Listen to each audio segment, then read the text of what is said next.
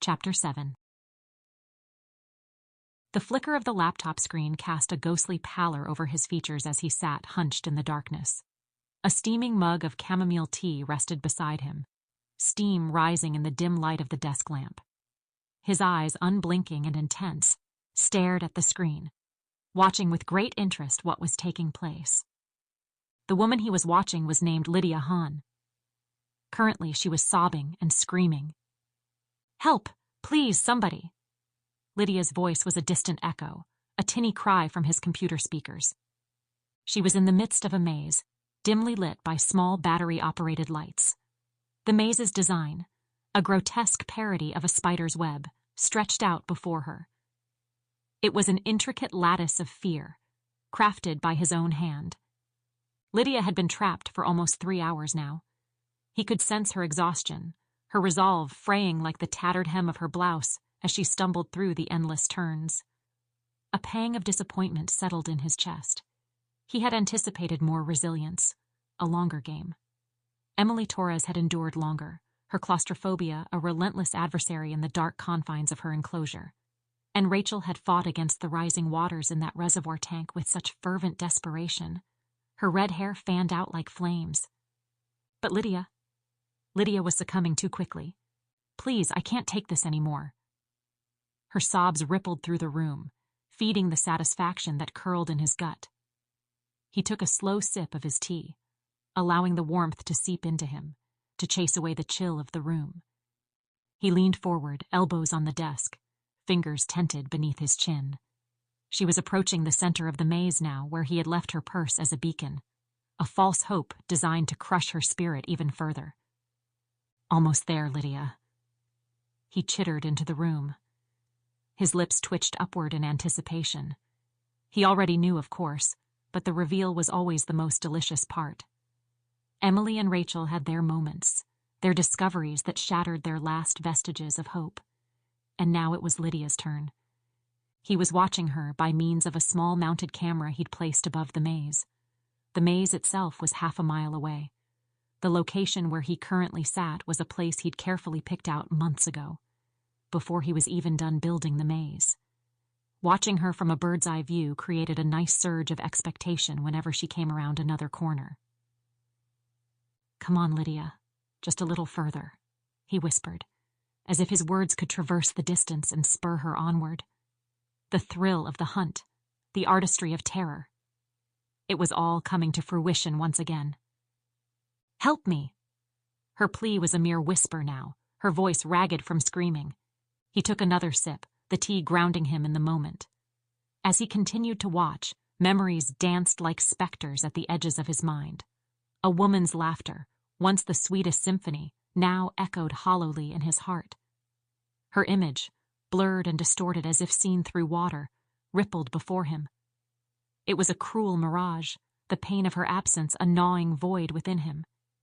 He feared that if he didn't get some sort of justice for her, that memory would grow fainter and fainter until he could no longer recall what she looked like. A sharp cry pulled him back to the present, to Lydia Hahn's desperate figure weaving through the maze. She pressed onward, hands outstretched in the dim light he'd provided within the maze. And then she was there, center stage in his twisted theater. His heart raced as Lydia reached the center of the labyrinth. The dim light of the desk lamp painted shadows across his face as he leaned in closer, so close that his nose nearly touched the screen now. The maze was an intricate pattern on the monitor, Lydia Hahn a mere speck within its confines. She had reached the center and her purse was waiting for her. He imagined the sense of oddness, making her way through the maze and then stumbling across such a personal item. It was all just one more way to make her unravel. His fingers drummed a silent, impatient rhythm on the wooden surface of the desk. He had placed the purse himself, an unassuming leather object now resting innocently in the gloom. It was the same purse Lydia had with her every day he'd stalked her, following after her to learn her habits and schedules.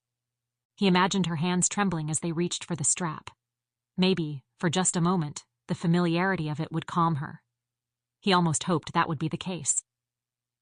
She went to it and fell to the floor. She pulled it to her with a little cry. Almost right away, she reached inside. He'd expected this, as he'd found her phone in the purse after he'd taken her, He had, of course, kept it for himself. As she peered inside, Lydia's body stiffened. The scream that erupted from her was shrill, piercing the silence of his secluded room. He reveled in the horror that must be flooding through her. What lay within the purse was his creation, something designed to evoke her deepest phobia. Though he could not see the exact contents from his vantage point, he needed no visual confirmation. He knew exactly what he had placed inside, 12 brown recluse spiders. He'd zipped them up in her purse, and he knew they'd be eager to get out, that they'd likely bite when Lydia's unsuspecting hand reached inside. For him, it was not enough to simply end a life. He sought to dismantle the soul piece by piece, to have them confront their darkest nightmares before the end. Emily, Rachel, and now Lydia. They were all conduits for his brand of justice, vessels through which he exorcised his own demons. They were guilty, each in their own way, and this was their penance. Her scream sounded like that of a wounded animal, of a human mind simply splintering. He watched her collapse, her limbs flailing in desperate horror. Quickly, he snapped the laptop shut with a decisive click, sealing away the live feed of Lydia's nightmare. He pushed back from the desk, the creak of the chair sounding loud in the now silent room. He wished he could spend more time watching her suffer, but time was precious, and satisfaction was a luxury he could ill afford. There were others, many others, who needed to be brought to account. Rising from his chair, he paced the room, his footsteps methodical and deliberate. The mazes, 4 in total so far, stood ready, each one a complex testament to his ingenuity and his pain. Months of planning had gone into their construction, each twist and turn designed with the precision of a watchmaker. He had labored over them, pouring his rage and grief into every detail until they were perfect. Deadly labyrinths that would test not just the body, but the mind and soul as well. Now came the harvest. His list was long, etched into his mind with the clarity of a photograph. Each name was a wound, a reminder of the loss that gnawed at his insides like a cancer. They were the guilty parties, those who had wronged him, who had taken what he held most dear. He knew the spider bites would not instantly kill Lydia, but he still wanted to make sure the camera was gone whenever the body was discovered. He'd leave the maze, of course. He wanted the authorities to revel in his genius, for their minds to wonder what sort of man had created them. A broken man, that's who, he thought as he left the room he'd broken into for this very purpose.